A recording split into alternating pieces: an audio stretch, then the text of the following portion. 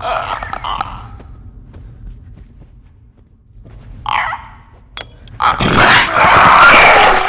going to be recreating my clicker mask that I originally made in 2015 because PlayStation have sponsored me to recreate it for the launch of The Last of Us Part 1 PlayStation 5 Remake. The game mechanics have been rebuilt from the ground up, which means enhanced graphics. I'm also rebuilding my clicker mask from the ground up and putting in a lot more detail into the sculpt. I made the mask out of silicone instead of latex. I've made silicone prosthetics with little fungal discs and texture. And yeah, it's just been a lot of fun to push myself and try and redo something that I was really proud of at the time, but now I know I can do better and present a new and improved version of it. In line with the remaking of the game, I have remade my mask. So on the screen, you can see I'm sculpting. I started by roughly blocking out the shape, and I'm putting in plastic teeth, but I'm making them crooked and uneven, so they're sitting on a different level to line up with that split down the center of the face where that fungal disc is bursting through the skull. And now I'm adding on sausages of clay to the edges of these fungal pieces so that they can be curved around kind of in a coral-like shape. For the center of the mask, I want it to be a different texture and color from the outside of the mask, so it very much looks like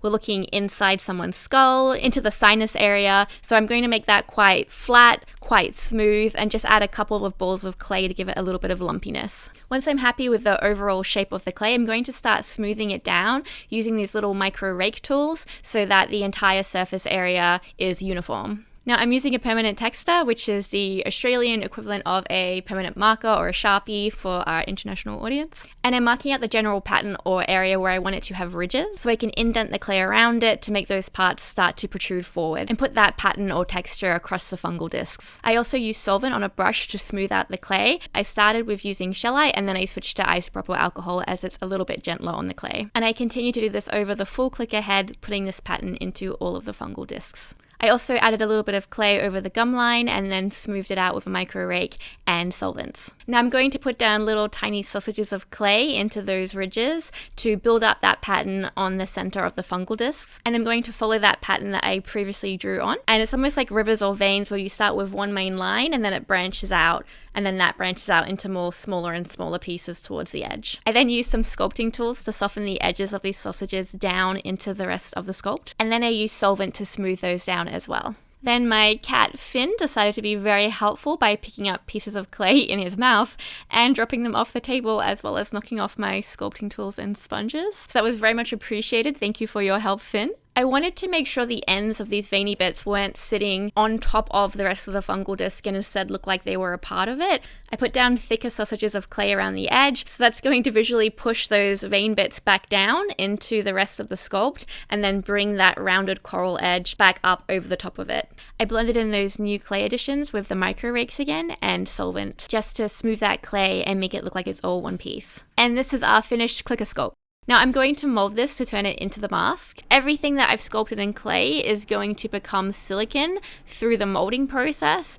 So what I'm going to do is capture all of the detail of the sculpt in this molding material and then remove the clay from that, and it's going to leave that negative impression or negative space with all of the detail copied across. And then anything poured into that negative space in that mold is going to take on all of the same detail, all of the same shapes, and be pretty much an identical copy. So the mold is going to be made out of silicone and then have a fiberglass shell, and then I'm also going to pour silicone into the silicone mold. Hopefully that won't get confusing. And then I create a shell out of fiberglass, which is going to be a hard, rigid jacket to the silicone, so that when I'm casting inside the silicone, it all gets held into place. The soft silicone doesn't deform or collapse in on itself. The shell will just ensure that everything stays put, so that the silicone going in will come out the same size and shape as the clay sculpt. And I'm going to create this fiberglass shell in two halves, a left side and a right side. So having two separate sides that I can take apart is just going to make it a lot easier for cleaning and for running the mold. Once the fiberglass had set, I trimmed the edges and then I cleaned out all of the clay from the silicone center.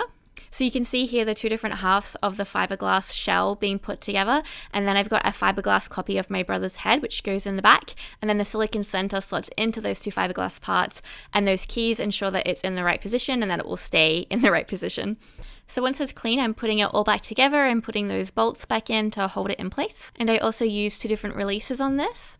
And then I mixed up a small amount of silicone to pour into the mold first, and I swirled it around and then let the excess out so that I could ensure I had a thin coat over all of it and that I wasn't trapping any air bubbles in, just to get a nice detail layer first. And then I poured in the rest of my silicone after it had set and put the fiberglass face in the back to ensure that it would sit perfectly on my brother's face. After it had cured, I opened up the mold, and this is the silicone mask fresh out of the mold. I did need to do a little bit of patching, so I mixed up more silicone and thickened it, and then I painted that on to the areas that needed patching and then smoothed it over with solvent. Before painting the silicone mask, I cleaned it and I mixed up a sealer layer, and this makes a liquid silicone spray that I spray over all of the surface to prime it for painting, and then the same liquid silicone mix I add oil paints to create my silicone paint. I started with a pink gum color and painted this down the center of the face and over the gum line. I also added some yellows, but I ended up repainting the teeth because I wasn't happy with the colors, so I will skip over that and go into more detail on the teeth at the end of this paint job. For the fungal discs, I airbrushed it on and I mixed up 3 different colors. I have a light apricot orange that goes around the outer edge of the fungal discs, and then I mixed up a bright coral orange that goes down the center, and then in the deepest center parts I sprayed a mauve pink. I wanted that vein detail to stand out and be lighter, so I wiped them back with solvent before the silicone cured. And what I ended up doing was dividing the mask into a few different sections and then doing that light apricot layer on the outer edges of all of the fungal discs in that section, wiping back the center, and then doing the middle bright orange color and then wiping it back, and then doing the mauve color and then wiping it back. I couldn't do the whole mask at once as the paint would cure before I could wipe it back, but doing it this way in segments did work. I was also wiping back those smooth outer edges to keep the outer edges that bright white color. Once I put those first layers over all of the fungal discs, I mixed up a translucent version of all 3 paint colors. And then I lightly airbrushed those same colors over the same areas, but doing it as a translucent layer meant that those white center bits could still stand out, but it made the paint job more uniform and more cohesive as each color blends into each other while still having those center details stand out. At the end of the paint job, I decided I didn't like the gum color because it ended up being too close to that mauvey pink and I wanted it to stand out. So I pulled off that cured silicone paint and I mixed up a new version of the gum color, but this time I used Plastil Gel 10 as I knew it would dry with more gloss. So with the pink, I again put it down that center split in the face and then along the gum line and cleaned it off the teeth and anywhere that it got that it shouldn't have got. And then I mixed up a few different colors of pink, progressively getting darker so that I could give it a little bit more contrast in that paint job. Then for the teeth, I added a yellow coat, a brown coat, and a kind of diseased gum red coat as well. But I made sure to wipe it back as I wanted those teeth to be less yellow so that they would look more similar to the bright white coral edges and look more a part of the same paint job. I also mixed up a mushroomy brown color and sprayed this on the back of the fungal disc. Now that the paint job is finished, I'm going to seal it, and I sprayed that over all areas of the mask. Once that was cured, I mixed up a version with matte Novox, and I put cling film down the center of the face to keep that glossy and sprayed the matte coat over the fungal disc so that they would look more matte and velvety like a mushroom skin, and then that center split could look glossy and distinct from those outer fungal discs.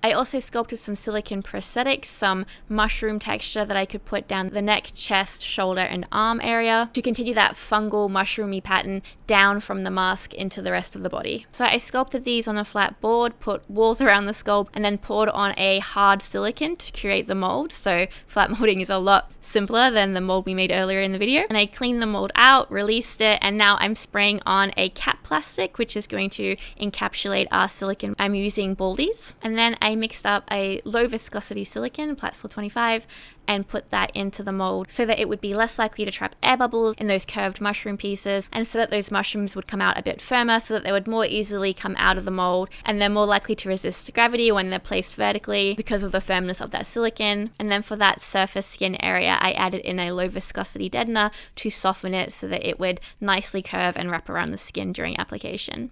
Once they were cured, I demolded the prosthetics, and here is a shot of the finished prosthetics so you can see all of the little details. Now for the application, I started by applying these prosthetics onto Daniel's neck, chest, shoulder, and arm.